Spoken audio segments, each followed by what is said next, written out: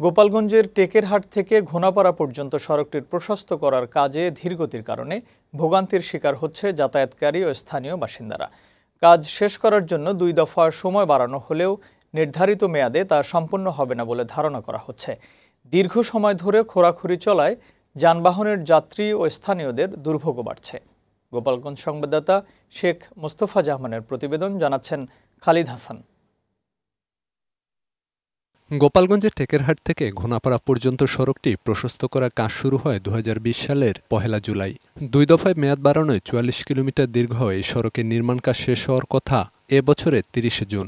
তবে ঠিকাদারি প্রতিষ্ঠান কাজ করছে ঢিলেঢালাভাবে। সড়কটির বিভিন্ন স্থান খুঁড়ে ফেলে রাখা হয়েছে, যে কারণে খানাখন্দ ও গর্তের সৃষ্টি হয়েছে। প্রায়ই ঘটছে দুর্ঘটনা।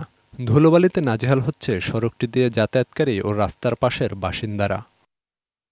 এখনও সড়কের অনেক কাজ বাকি থাকায় নির্ধারিত সময়ে কাজ শেষ হওয়া নিয়ে সন্দিহান স্থানীয়রা।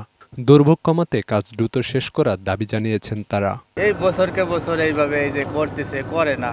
রাস্তাঘাট যদি ভালো হতো আমরা একটু শান্তি পেতাম চালাই গাড়িগুলা।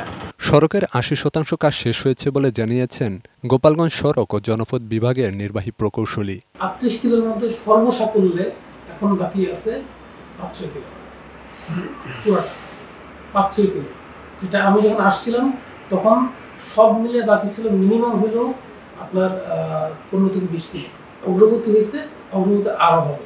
নির্বাহী প্রকৌশলীর বক্তব্য থেকে স্পষ্ট ধারণা করা যায় নির্ধারিত সময়ে শেষ হবে না এই সড়ক প্রশস্ত করার কাজ।